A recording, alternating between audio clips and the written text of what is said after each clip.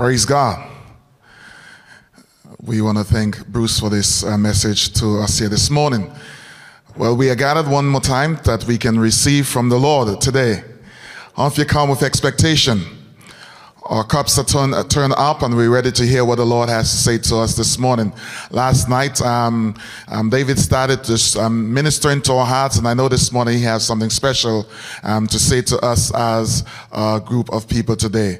We want to welcome David Macfarlane. He is the National Director of Initiative for the Billy Graham Evangelistic Association here in Canada. Let's make him welcome at this time as he shares with us today. Thank you. Thank you very much. Great to be here.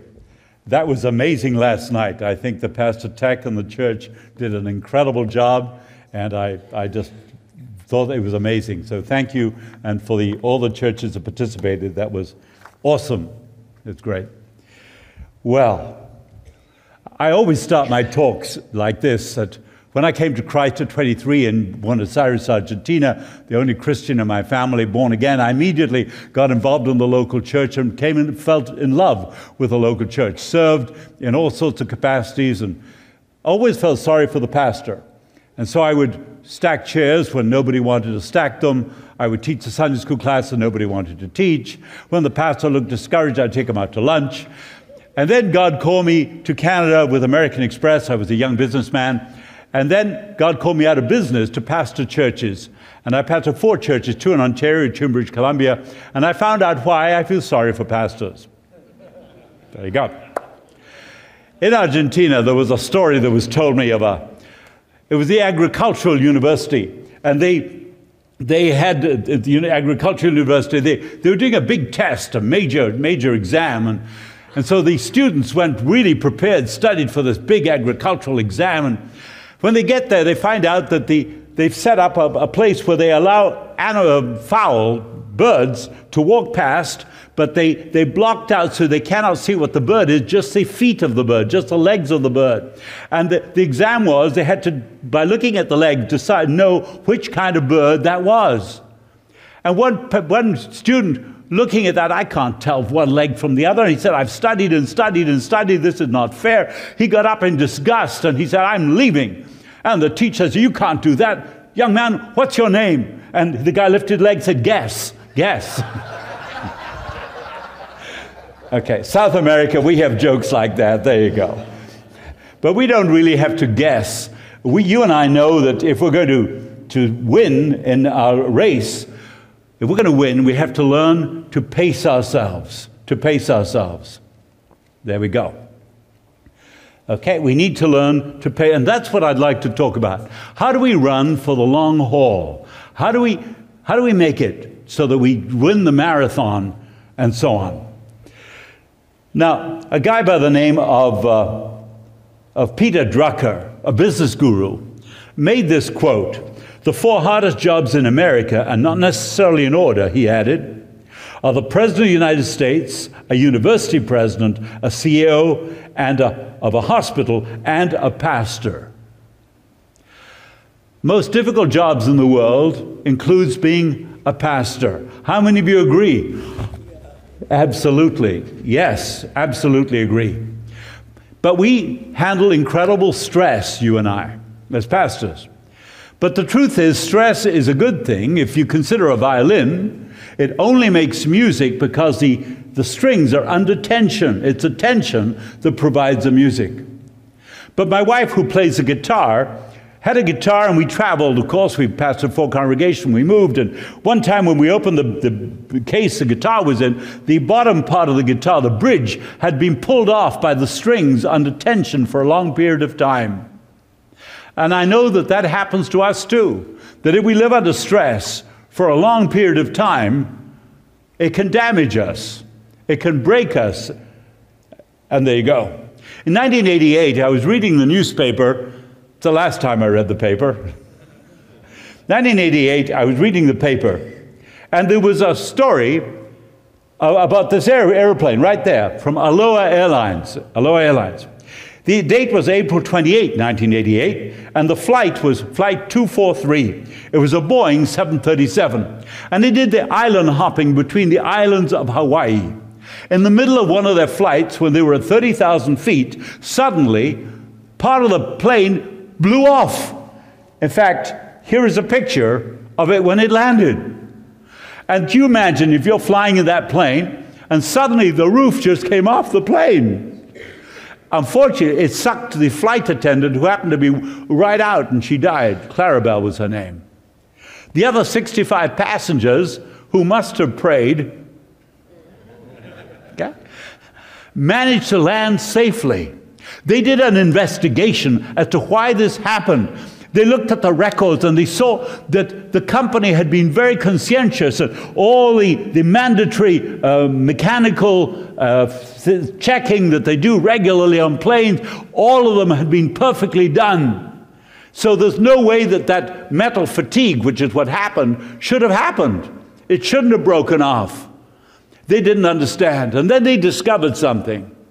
That a normal plane flies big distances, takes off and lands, but this plane, because it took off and landed so often, it was being pressurized and decompressed, pressurized, decompressed, pressurized, decompressed. Because of the pressure and decompression so often, it wasn't the amount it flew, it was the up and down that caused the metal fatigue that created the damage. I was an executive with American Express. I know what stress is. But I've also been a pastor for congregations, and I know what pastor stress is. And the difference between an executive stress and a pastor stress is this airplane. The executive stress, it's over the long haul. You work long hours, you work really hard. But the pastor, we compress and decompress. You're burying a loved one. You're celebrating with a baby being born. You're counseling someone going through marriage breakup, saying horrible things to each other. You're dedicating a child. We have ups and downs, emotional ups and downs, which I don't think very many other professions have. And so mental fatigue can happen to us. Not how much you work, but the ups and downs. A guy called Peter Scazzaro made these comments.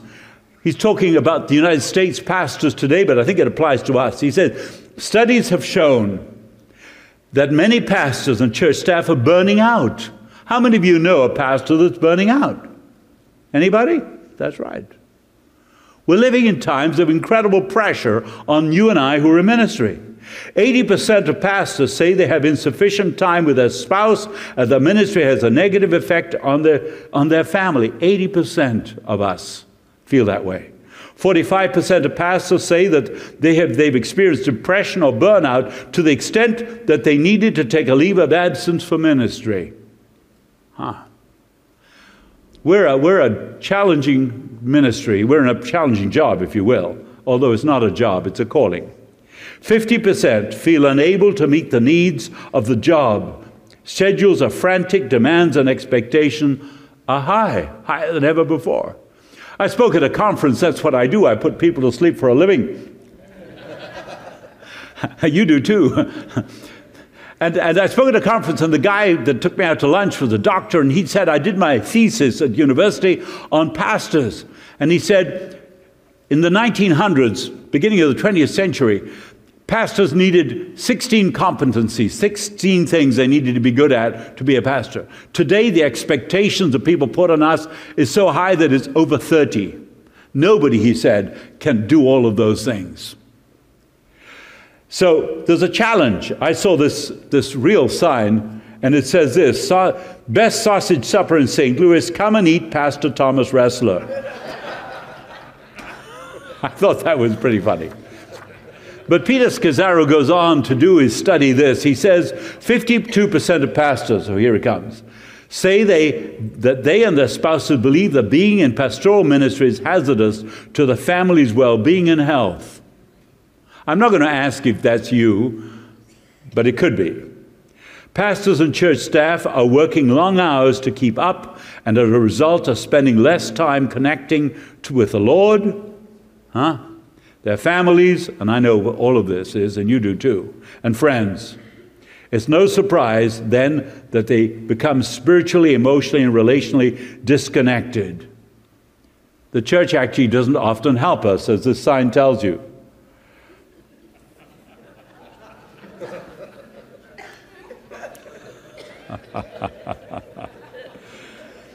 But there is a dark side to the church, and I've seen the underbelly of the beast, and so have you, probably. We find insufficient time off to recharge. I don't know if that's true for you, but it certainly has been for me. Attacks sometimes from within, politics, mistreatment, abuse. Politics. You know what politics stands for? Poly means many, and ticks are blood-sucking insects. Okay? And we feel that the work is never done. We can't please everybody, but we try to. We're working with volunteers. I'm going to talk about this tomorrow. Tomorrow I'm going to talk about how we can motivate volunteers in today's culture, because that's part of the solution for de-stressing our lives as ministers. And that's the most important thing I can tell you is tomorrow morning. Unrealistic and unfair expectations. How come, Pastor, you don't preach as well as Chuck Swindoll? Huh? There you go. Obviously not you. And then you're dealing with difficult leaders. I was in Red Deer, not at Pastor Paul's church, but at another church, and the guy had deer heads and moose heads and things on the wall. He was a hunter. And I said to him, "Oh, you're a hunter?" He said, "Yes." And he was going through trouble with his board, and he said to me, one of my board members said, "When you're out hunting and you have the deer in the scope, do you think of us, the elders?" And the pastor said, "No, I don't think of you when I'm hunting, but I do think of you when I'm gutting it." Okay. We're not permitted to lead, and we have draining counseling cases. This one was the most tough one for me. I'm not a counseling person. There you go. I put a sign behind my desk, "Get a life," and my counseling load went down. This is another sign. I don't think they meant to put this. I'm sure they didn't, but maybe it's the truth. Isn't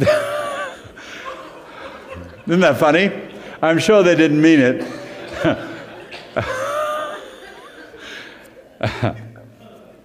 How many of you feel I'm connecting with you today? Okay, God bless you. Okay. Now, immediately when I think about this challenge, I think of 1 Kings 19 and Elijah. And you and I know this story backwards, and you preached on it better than I ever will, about how Elijah brought down fire from heaven. He was a man of God for the hour, a man of courage, a man of boldness. God used him to revolutionize a nation. And then Jezebel threatens him, and he runs for his life and wants to commit suicide. So this has nothing to do with how effective you've been. It has to do with how vulnerable we all are. Paul said this. He said in 2 Corinthians 4:7, he says these words, "But we have this treasure in jars of clay to show that this all-surpassing power is from God and not from us." So we in ministry are vessels made of clay.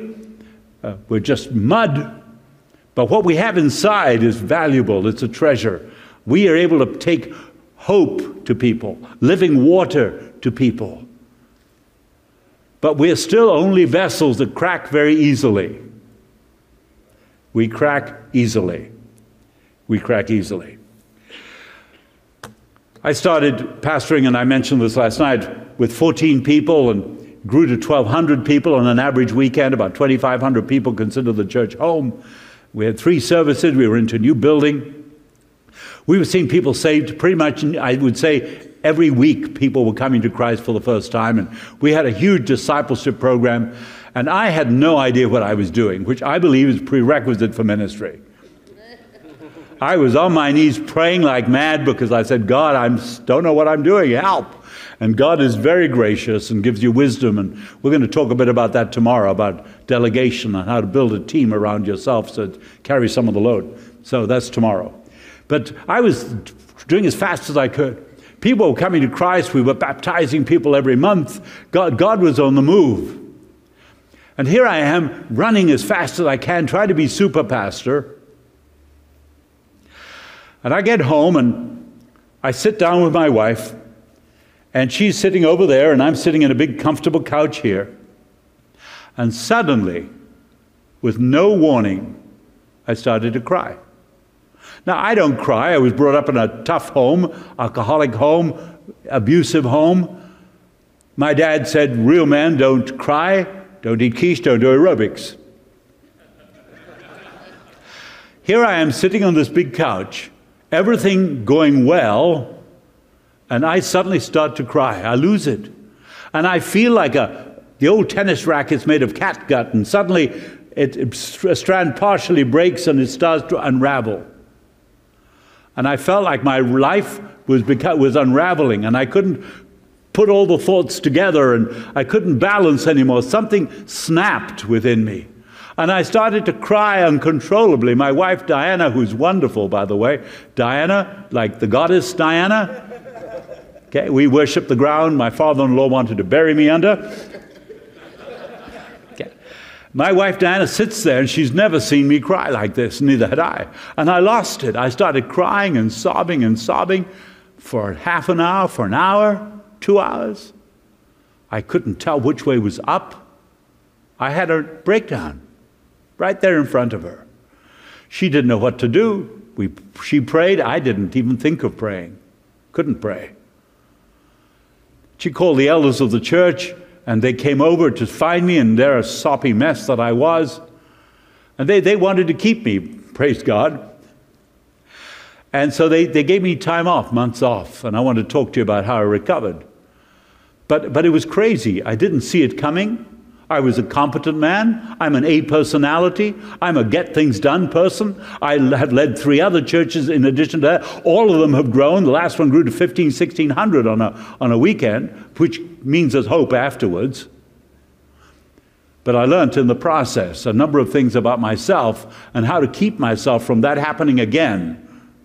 And so if you've had burnout, I'm hoping I'm connecting with you. If you're near burnout, I hope I'm connecting with you. And if you've never had burnout, don't think it can't happen to you. That was my mistake. And so I'm going to give you some tips that I hope will help you, because the best deal is to never burn out. Okay? Never burn out. I saw this and I thought it was so funny. I don't know if you think it's funny, but I thought it was, okay, this particular PowerPoint doesn't have it, so I won't show it to you. There you go. I'd like to talk about 10 guidelines. 10 guidelines.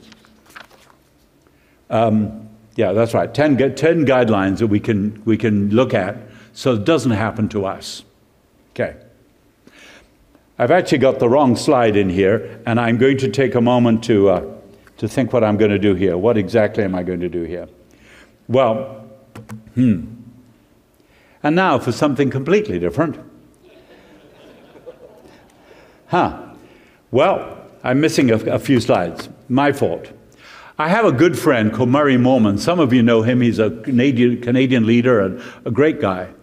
Pastor congregations that always grew to about 300. He felt that was his capacity, and then he would plant other churches. And he lost it too. He had a burnout, and he told me I was driving my car, and I stopped at a traffic light, and suddenly I couldn't. Here's a man with a doctorate, a really intelligent man.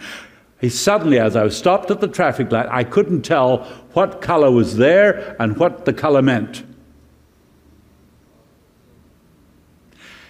He's recovered too. He's now a leader, anyway, reaching Muslims all over the world. Okay. You see, there is recovery. There is recovery. The first point, and I'm doing this from memory, first one is we need to realize we've got to listen to our body, to our mind, and to the people close to us. The best thing is to recognize it's about to happen and stop it from happening. So number one is recognize. The second one is to take time off to revive yourself. You need to revive yourself. And then you need to put stuff in place so that it doesn't happen again. So let's go to the 10 guidelines that I'm going to talk about. Going for gold and lasting in the ministry. 10 guidelines that I hope are practical. I hope they're going to help you because I know that they do. Okay, this is stuff that's helped me. Number one, so that it doesn't happen to me, I need to keep a vital relationship with God. It's got to be my priority. Verse 17 of John 21, the third time he said to him, Simon, son of John, do you love me? And Peter was hurt because Jesus asked him the third time, do you love me? He said, you know all things, you know I love you. And Jesus said, feed my sheep. Before we can feed his sheep, we have to love the Lord and know the love of God for ourselves. That comes from a good, deep relationship with God. The story of Saul, could be Samson, but Saul, scares the daylights out of me. That you can be a gifted communicator, you can be an excellent leader, you can have a dramatic personality, and you can lose it all. You can lose it all like Saul did, or like Samson did.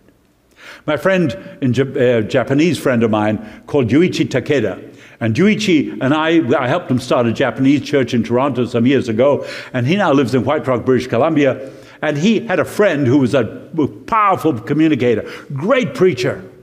And suddenly this guy who'd built a strong church had an affair. He'd had an affair for a while. He was discovered. He lost his marriage. He lost his church. He lost his ministry. He lost everything. He thought, like many, it won't happen to me. My friend Yuichi didn't quit on him and went up to him and said to him, Bill, how could you do that? You walked with God, you pray, you preach, you know the Bible backwards and forward. How could you do that? And this is what he answered. I lost the fear of God. And I take that as a warning for myself that I need to watch it. Otherwise, I'm like the guy who drives a car and his tank's on empty and he pulls into the gas station, puts in $2 worth of gas, and then keeps going. And in ministry, I've often done that. We're going, funeral, wedding, baptisms, preached twice. You know what I'm talking about. And we do everything except fill our tank. We stop and do the $2, and I don't want it to happen to you. God loves you, and you know he does. And so I'm just here to remind you that we need to fill our tank. We need to fill our tank. Our relationship to God is vital. The book that helped me enormously is an old book written hundreds of years ago called Practicing the Presence of God, from Brother Lawrence, of how to pray without ceasing. And I've learned to do that. In fact, I do that all the time, including when I'm driving, but with my eyes open. I use a new Bible every year, and I mark it up and then put it aside and get another new Bible, because if I use the old Bible, I only see revelation I've seen before, because I marked it the first time I read it. I want to see new stuff I didn't see last time. I'm not telling you to do that either.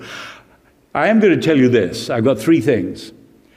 What are the 3 things that keep you vital in your spiritual life? I don't know what they are for you. But what are the 3 things that keep you vital? I hope you'll answer that question, make a note of it, and think of it. What are the 3 things that keep you vital in your relationship with God? Number 2, we need to nurture our marriage. Our marriage is, if you're married, obviously, the most important relationship that you will have. Proverbs 5:15, it says, drink water from your own cistern, running water from your own well. Okay, verse 18, may your fountain be blessed, and may you rejoice on the wife of your youth. Verse 19, a loving doe, a graceful deer, may her breast satisfy you always. May you ever be captivated by her love. The point is that Bob Pierce, how many of you know who Bob Pierce is? Started World Vision, started Samaritan Spurs, lost his kids, lost his marriage. Success and failure, I think, in the things that actually matter. A warning to me that if it happens to a capable man like him, it could happen to me. But you know that marriage has stresses. I live in Waterloo, Ontario. By the way, I live in Waterloo, Ontario. I didn't have to come too far today to be here. Ha! Yeah. And where I live is Mennonite country, and there's lots of farms, and this couple were driving in the car, and they just had a fight. They'd been to their in-laws, and the pastor was really angry at the wife, and the wife was really angry at him for being such a jerk, which is a Hebrew word. Okay. And they were driving in icy silence. You don't know what I'm talking about, do you? Icy silence, angry at each other. And as they're driving, he drives past a field, and in the field is a donkey. And he, in frustration, points at the donkey and said to the wife, "Relative of yours?" And she said, "Yes, by marriage."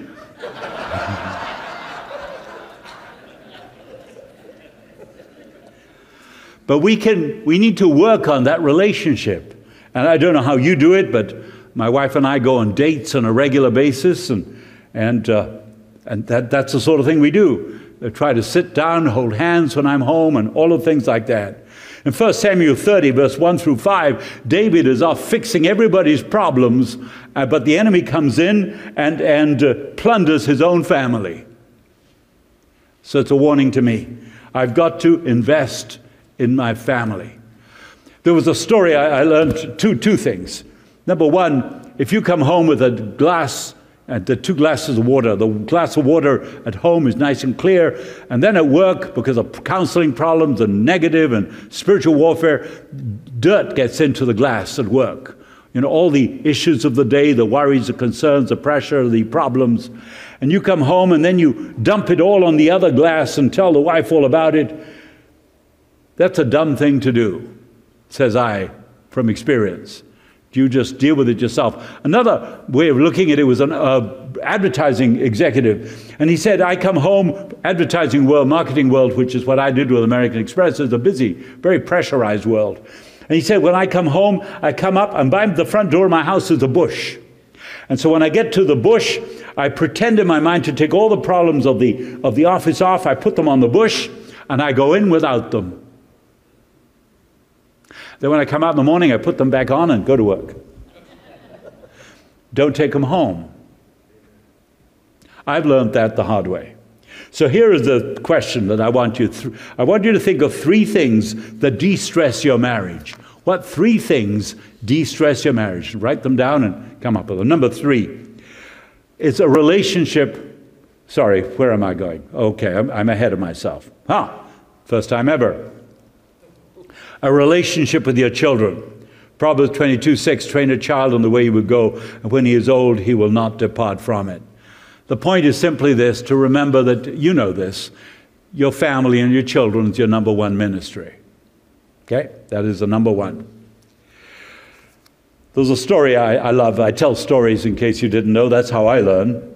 There was a story of this pastor, and he's just telling his son he's going to take him fishing. The son was little, and the kid was all excited, going fishing with my dad, going fishing with my pastor dad.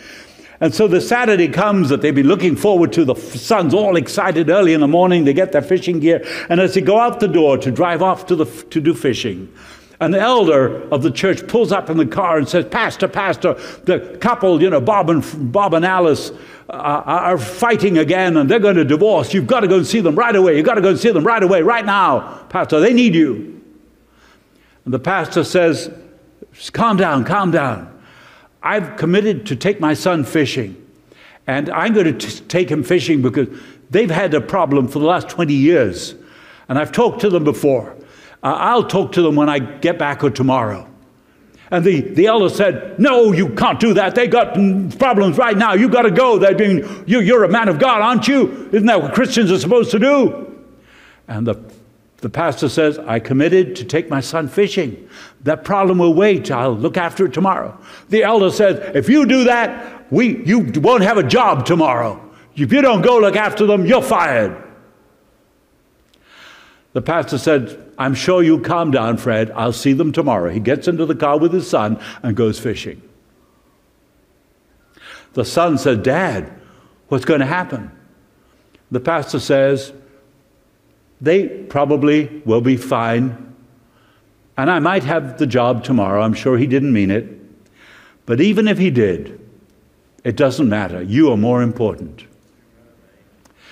That young boy is now a pastor. A pastor, because a father made the right decision. I'm just reminding you of what you know, but that's the whole point of this talk. Okay?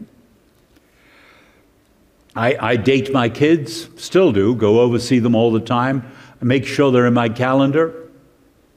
So here's a question. What would you like your child to say at your funeral? What would you like your children to say at your funeral? And that's the way you need to start treating them today. Number 4 is positive towards ministry.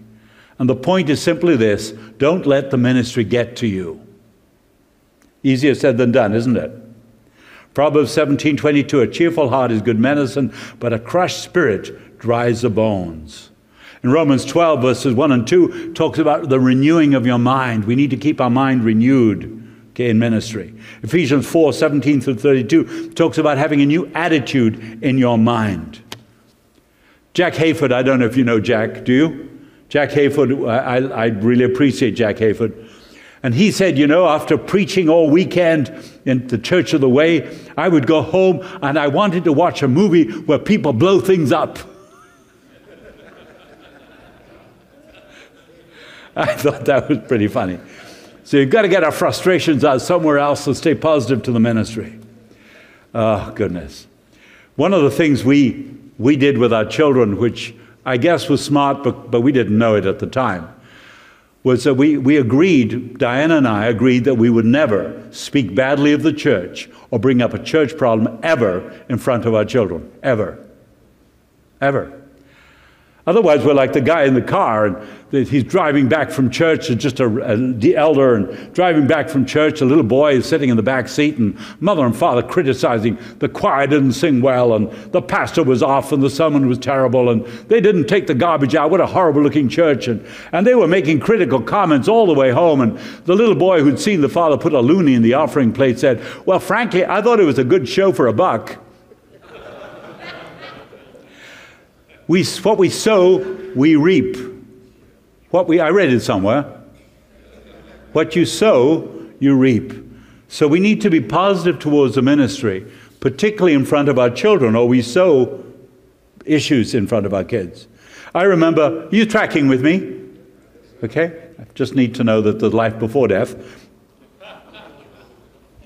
I remember I was preparing a sermon and my wife Diana comes. I was in my living room. I always studied at home.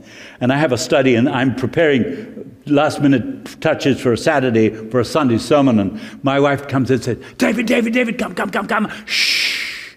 And we creep upstairs. I'm following her. And our little girls were little and they were having a bath together, the little kids. And she says, shh. We get to the door of the bathroom and I can hear Heather saying to Susan, okay, now it's your turn to baptize me. We reproduce what we are, we reproduce what we say, and we need to be positive towards ministry. So here's the question. What's the number one thing you enjoy doing that de-stresses you for ministry? What is the number one thing? I hope you'll write this down. I hope you'll look for it. Number 5 is to keep fit. Keep fit.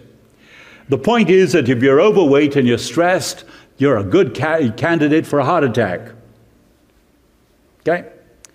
So we need to do things like exercise and diet, and I struggle with that, obviously, but I've got it on my radar.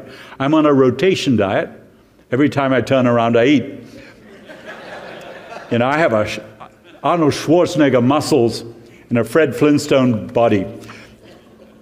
So I don't know how you stay fit, but the question is, how do you stay fit? How do you stay fit? Most of the time, I travel all the time. I travel 80% of the time. I'm somewhere, and I lug suitcases. So basically, the only exercise I get is lugging suitcases and jumping to conclusions. Okay. Now, jokes don't get any funnier. There you go. Okay. Number 6, we need to deal with issues, unresolved issues. Okay. Deal with unresolved issues. Challenging, isn't it? Philippians 3 said, brothers, I do not consider myself yet to have taken hold of it. One thing I do, forgetting what is behind and straining towards what is ahead, I press on towards the goal to win the prize, for which God has called me heavenward in Christ Jesus. That's the theme of this conference, to push forward and go for gold and win. But we can't do it if we're looking backwards, forgetting what is behind and straining towards what is ahead. I see a lot of hurt people in ministry. A lot of pastors come to me and talk to me because they like me, amazing, they trust me, and I get pastors telling me things they wouldn't tell anyone else. issues. I have a pastor just this week of a church of about 3,000 in Canada, and he had a Absalom on his pastoral staff, and they got the pastor fired. These things are happening all the time. I often go stay in a hotel, and I come out and some pastor's waiting in the hotel lobby to talk to me because they feel they have nobody else they can trust and talk to. Because sometimes when they talk to those in their denomination, that puts a black mark against them. So they don't want that. I was with another pastor in Ottawa. I was speaking at the Met this last weekend in Ottawa, and I met with a friend that goes to a totally different church. And again, the same thing. They fired him last minute, and so on. I remember when I was a youth pastor starting out. Can you believe I was a youth pastor? There were dinosaurs on the earth back then. Until a young man said, "You've been here a long time. How did you escape the flood?" And I remember the first encounter I had with politics. And for some reason, some people didn't like me because they'd never had a youth group. And now they had a youth group because I was in charge of it. And it went from no kids to about 64 kids. And we got kids that were drug addicts and people out of gangs. We got people out of drugs. That's what I was doing. I guess they didn't like the kind of people that were getting saved. In fact, the last church I led, we had a man so angry at me, true story, he shook his fist. We saw people saved every day. We saw more people baptized in the first year I was there than the previous 10 combined. He shook his fist and said to me, "I don't like the changes that are happening in the church." He said, "All the wrong people are getting saved." Can you believe that? So there were drug addicts and prostitutes and lawyers.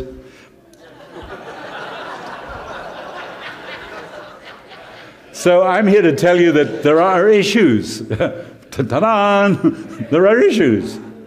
And so this group, when I was a youth pastor, they were looking at my expenses and trying to find things wrong with me. And I went home. I'd left business to go into ministry, and I went home to my wife, and I thought, Dad, I don't have to put up with this. I used to look after 64 offices reported to me across Canada, and, I don't have to. I actually had a salary then with real money.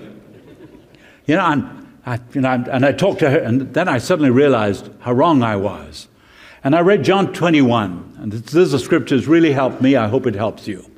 In John 21, Jesus has resurrected, and he's walking with the Apostle Peter, and following behind is a disciple Jesus loved. And Peter says to Jesus, what's going to happen to him, the disciple Jesus loved? And basically, Jesus answers Peter like this. He says, what's that to you? You follow me. And that really helped me. What people do or don't do, that's not the issue. The issue is, do I follow Christ? Is my heart right before God? That's what matters. God will look after the people. They want to stone me. They want to crucify me. Well, if that's God's plan, praise the Lord. But I am going to follow Christ with a pure heart to the best of my ability till the day I die. Now, it's easier said than done when you want to get back at people. There are times we want to watch a Rambo movie. But I remember as a young minister with my wife saying, God, we release these people. I want to follow you. How you deal with them, that's none of my business. You deal with them as you choose to. I want to follow you with a pure heart, regardless of what happens to me. And God was so gracious. Because of the consequence, I did nothing to retaliate. I did nothing. I did not say a word to anyone. I just kept doing the best I could. And God dealt with the issue, and all the problem people left the church on their own. Hallelujah. Blessed subtractions. But I had nothing to do with it. The question I want you to answer is this. Think of a time when you had an issue and you let go, and what did you learn? What did you learn? And number 7, are you still tracking with me? I just need to know. Thank you. Number 7 is we need to control our thoughts. And if we don't control our thoughts, this can lead to breakdown easily. Gigo, right? Garbage in, garbage out. 2 Corinthians 10:4 says, the weapons we fight with are not the weapons of the world. On the contrary, they're divine power to demolish strongholds. We demolish arguments and every pretension that sets itself up against the knowledge of God. And we take captive every thought to make it obedient to Christ. And that's my daily prayer. God, I want to take captive every thought, that my thoughts are going to be God's thoughts and God's type of thoughts. I saw a big billboard on the Gardner Expressway years ago. It was for motor oil. It said, "A clean engine delivers the most power."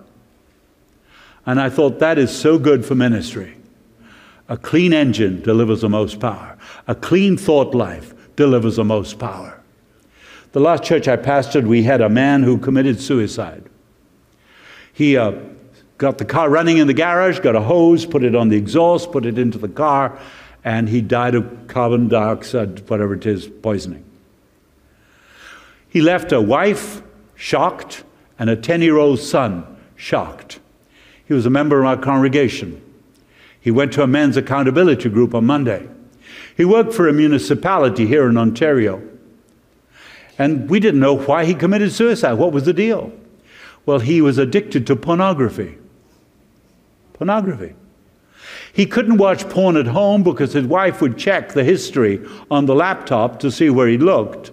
And so he didn't want those lurid websites to be seen. So he looked at it at work on the municipal office's website, computer. The IT department knew that he was watching porn. So they came to him and said, "You can't watch porn. You can't do that at work. You just can't do that. I'm sorry." But he was addicted to porn. Satan had a hook in his life. And so he kept watching porn. The IT department said, "If we don't report you, we're going to lose our jobs. Please don't do it anymore." But he was addicted to pornography. Sad, the amount of porn that's addicted to pastors. And so finally they had to report him. And the boss fired him. And on the firing slip it said, "Fired for watching pornography at work." He was so embarrassed that he killed himself. We wrestle not against flesh and blood, but against principalities and powers. We have to control our thoughts. A clean engine delivers the most power. So what are the three things that feed your mind? What are the three positive things that feed your mind? Listening to Christian music when you drive, I don't know. Reading certain books, sitting outside by a lake for a while. What is it that feeds your mind?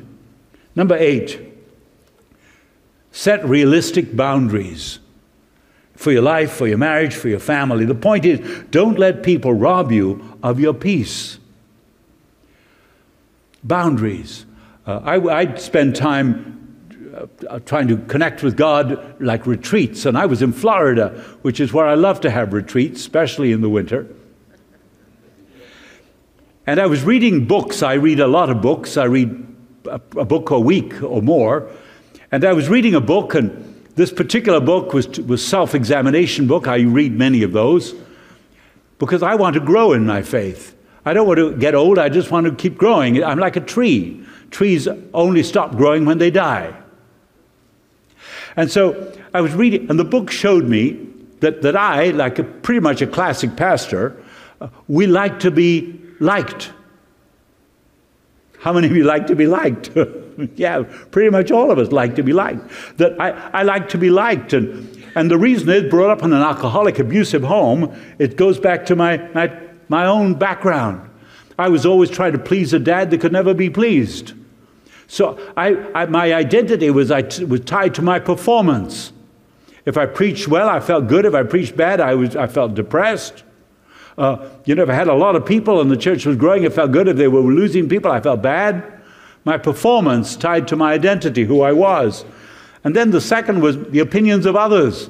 What people said, I'd get 50 compliments and one critical guy, and you've got him in your church too, right?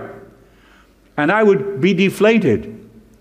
And I came to realize through this moment that I had to set boundaries. I had to realize I can't please everybody, that there are certain people that I never will please, and they're on the other side of the boundary, and that's just the way it's going to be. Okay? We need to get rid of unhealthy relationships, and that's very difficult for us as pastors. We like to be liked, and we often need to be needed. And that can be a negative for us. So we need to set boundaries. What is healthy relationships and healthy expectations? My wife saw me come back, this is a year ago, and she said, "What's wrong? What happened to you?" And I said, "I met with this guy called Dan." And she said, "Don't ever go see Dan again. Dan is one of these people that's a vampire, Christian vampire. You know the people, they come and they suck the blood out of you? Do you know what I mean?" Okay. And just set a boundary. Fortunately, I don't have to see Dan, so praise God and hallelujah. Okay. Okay. But we need to set boundaries. There's a story told, I think I'm still all right for time, am I? There's a story told, and I love stories, of this pastor that had critics. You've never had one. And so they hated the fact that people were coming to Christ and he was doing evangelism. I get a lot of pushback because I lead people to Christ regularly. I don't understand that, but God does, praise the Lord. I'm not planning to stop anytime soon. Okay. So this guy gets to church and he's going to go preach that morning, and he goes into his office before going out to the pulpit, and somebody put a big piece of paper on his desk and said in big letters with a felt pen, "Fool! Fool!" So he gets up to the pulpit that morning a bit discouraged, and he says to the congregation, he says, "You know, in my life, I've received lots of letters. And some of them, people have sent the letter and forgot to sign their name. Today on my desk, I found a letter. People wrote their name and forgot to write the letter."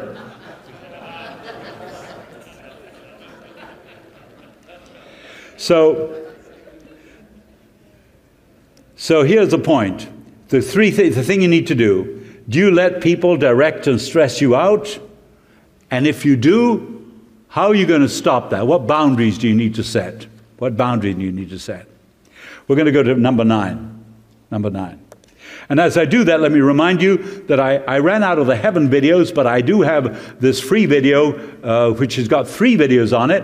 You can share, it's called Defining Moments, The Cross and Lose to Gain. They're each 30 minutes by Billy Graham. They cost millions of dollars to produce, and they've got testimonies in them. It clearly presents the gospel. You could easily use it as a sermon on a Sunday and tell people to bring their unsaved friends. Show it at a youth group, show it at a men's meeting, show it at a women's meeting. There's one on skateboards here, ideal for youth, and so on and so forth.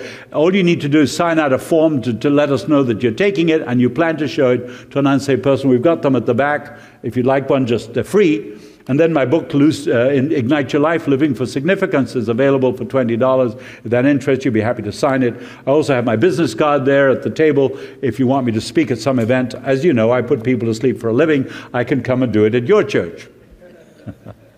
So number 9 is to develop friendships. Ecclesiastes 4 says, if one falls down, his friend can help him up, but pity the man who falls and has no one to help him up. Verse 12, though one may be overpowered, 2 can defend themselves. A cord of 3 strands is not quickly broken. The point is, we need to be like Toy Story. I have a friend in you. We do. We need friends. We really need friends. Now, can you get friends in your church? There's a debate about that. I have had friends in the church. In fact, a number of the people that are my best friends to this day used to be the chairs of my boards. And we got on really well, and we still do. And there we go.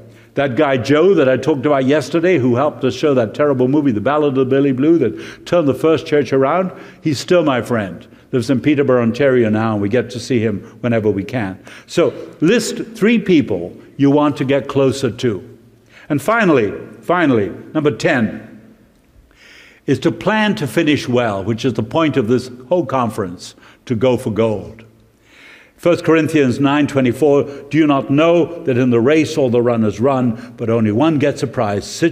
Run in such a way as to get the prize. Nobody on their tombstone, not mine, not yours, will say, I wish I'd spent more time in the church. Okay. Now I'm coming to near the conclusion. There's a book that has really helped me in the last many years, and my wife, and I'd like to recommend it to you. It's not my book, although I hope you buy 20 copies. It's a book that's been popular. It's called 7 Habits of Highly Effective People. Probably came out, 20 years ago? At least 20 years ago, maybe more. And when I read that book, written by a Mormon, Stephen Covey, who passed away, but it's still a great book, my wife Diane and I have used it for many years now, and we will, the first time we did it, in fact we've done it more than once, we were on vacation, and when the kids were in bed, we would read a chapter together every day. And the reason for that is because the book helps you to set priorities in your life so that you don't burn out. And so here are some of the goals that this book gives you and that Diane and I would talk about every year. Spiritual goals. Because I need to look after her spiritual life too. Is she being fed? And what is she doing to grow spiritually? And I'm accountable and she's accountable to me too. What can we do to enrich our spiritual life? Maybe we can go to a conference. Maybe we can. And if you don't plan it, in my experience, it never happens. We have good intentions. A lot of people have good intentions in life. They just never get around to pulling the trigger. You know? So taking time apart, I hope I'm helping you. This helped us to set spiritual goals for myself. And character goals. You know, what are the things where I need to improve in my character? Because our character needs to be sterling. Financial goals. In ministry, money's scarce. So what can we do, and what do we want to do, and how can we save up for that? If we don't sit down and plan it out, we find it doesn't happen. Maybe it does with you. And recreational goals. Are we having fun yet? Are we having fun? What are the things that we'd love to do that if we don't plan them and put them in our calendar, they don't happen. So we take time apart to go through this. Family goals. What memories do we want to create for our children? What do we want our kids to say at our funeral? We think like this, my wife and I. We're weird, aren't we?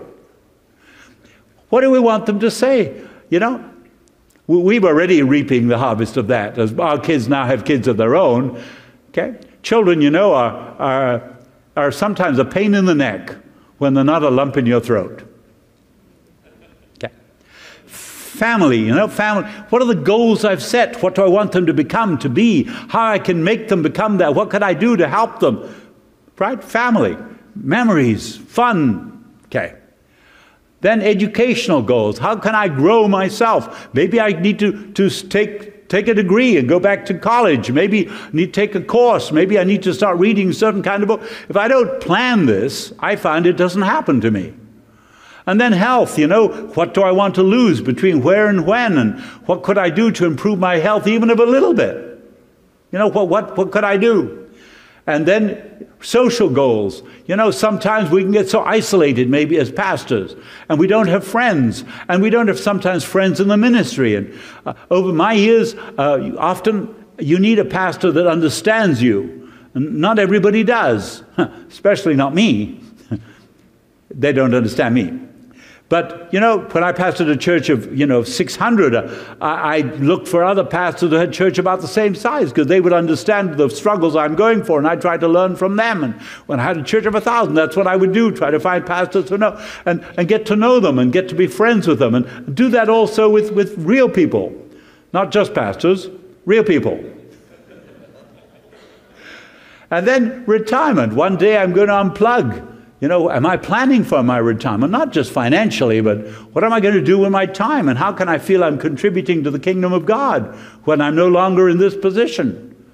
And then, you know, what things do I want to experience that I haven't experienced yet? Maybe go bungee jumping without the bungee. Okay, whatever. Okay. So let me go back one more time. So spiritual character. And I found this book to be very helpful. My wife and I have gone through it regularly where we take time aside just to reset our goals for the year. Does that make any sense to you? And we found by doing this, we end up finding balance in our lives. So here's the contact information. I'm more than happy to go and speak it at your church or for your next group or whatever if you feel that would help. But as I stand here, I remember the day that I sat on that sofa, overstuffed sofa, and I lost it with my wife standing there. And she was looking at me and I started to cry. I'd got to the point where I felt the pressure, and I was coming unglued. I was coming unraveled. And I would imagine that in this crowd there's a bunch of you like that. Just odds. I don't have a word of knowledge about that particular thing right now. I also know that we are Canadians, eh?